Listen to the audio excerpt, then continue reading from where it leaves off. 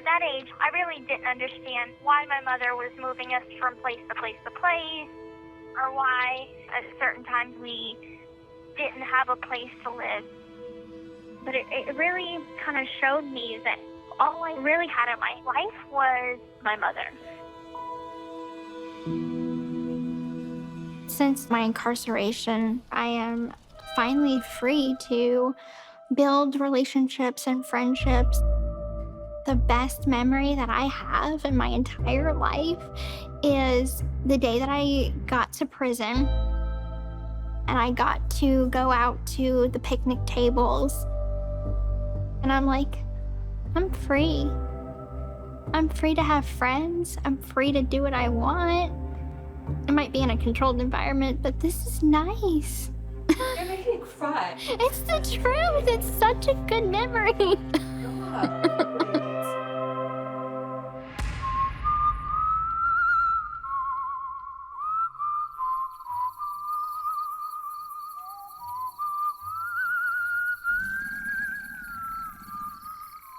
When Gypsy was around 8, Dee Dee called one day and said she was diagnosed with leukemia. Like, this poor girl, she has all of these illnesses and then has this. Honestly, I really didn't know what cancer was, but I was going through so many medications and surgeries that I didn't question it. Most of the family felt that it was not real. You know, it's kind of like the wheelchair. But then Dee Dee was shaving Gypsy's head and seeing that the medicine is making her hair fall out. So you really didn't know what was going on. Of course, it was years before we found out that, she didn't have leukemia. That wasn't true. That all of it was a lie. Munchausen by proxy perpetrators go to the ends of the earth to maintain the charade of having a sick child.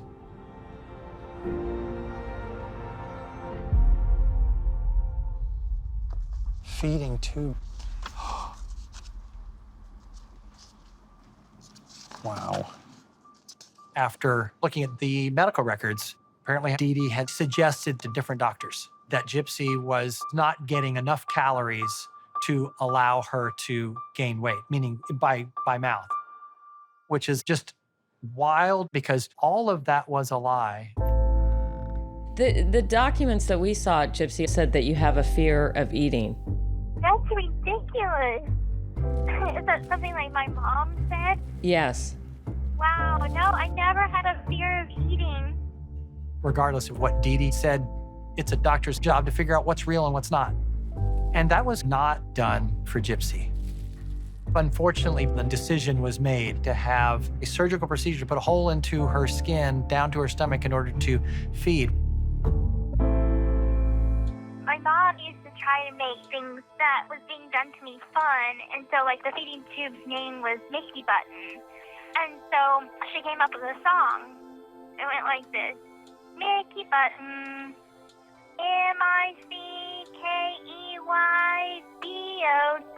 MICKEYBOTTON, Mickey Button, Mickey Button.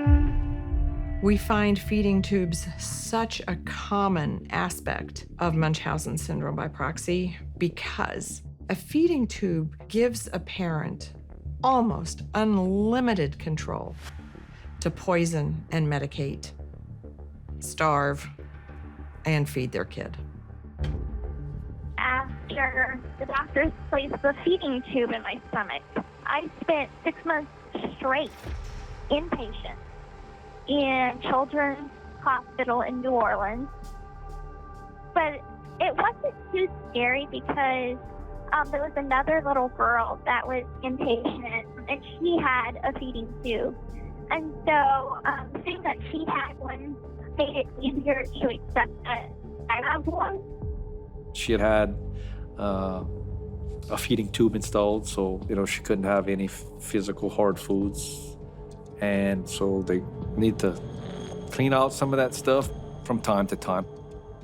The feeding tube was painful. painful, especially when it needed to be changed, because stomach acid erodes the internal hardware of it. And so every 6 months, it has to be replaced. And when it has to be replaced, the child or person is not put under any kind of general anesthesia. They just deflate the balloon that's inside the stomach that keeps the feeding tube in place, and then they just flip it out. But it expands the incision that it gets placed in, and so that part is particularly painful. It made me scream a couple times. I always would tell her, I'm so proud of you, for being so strong and being in such good spirits. She never sounded depressed or sad.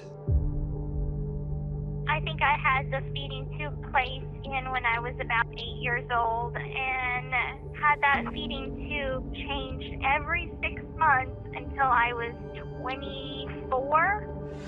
So you had to get that changed twice a year for 15 years? For 15 years.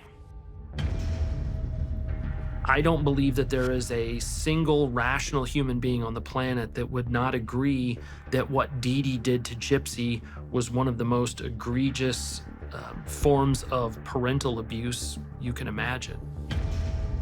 It just breaks my heart so much to think how much I trusted her. And it makes me angry how she just looked at this child and then do what she did. While I was going to hospitals and having these surgeries and tests done, the Ronald McDonald House in New Orleans became like a second home. If not, it felt like a first home, because we would stay there for months on end. And I guess it kind of disguised the fact that we were homeless. Gosh, there's so many good memories that I have of that house. The staff became more like family to us. I remember they had this desk in the office, and I used to sit at this desk, and the staff would let me make like an announcement whenever it would be like dinner time.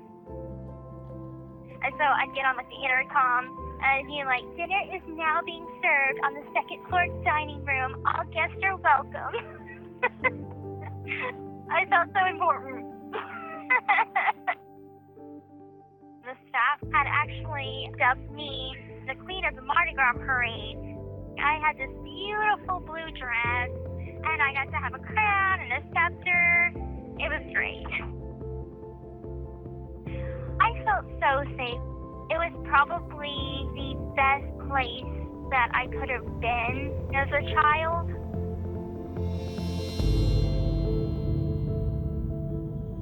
Christine, interview, take one. Mark? I'm Christine Hooter. I was friends with Gypsy. When I was in elementary school, I was a Girl Scout, and our troop did an Adopt a Family program, and Dee Dee and Gypsy became mine and my mom's family. I was told Gypsy had cancer and was not going to live like past the age of 10 if she was lucky. She would tell me, with your cancer, you only have about 2 more years. And then when 2 years would come up, she would tell everybody and me, it's a miracle you've lived this long. I just focused on whatever made her happy. And Gypsy's love for Disney princesses, I feel like, came up 100% of the time I spend with her. Looking back now, that makes a lot of sense, because all the princesses are living their best life, which I would imagine was just what she wanted the whole time. Anytime that I would make friends, my mother would guilt trip me. I thought I was your best friend. And she would make me, in a sense, push them away myself.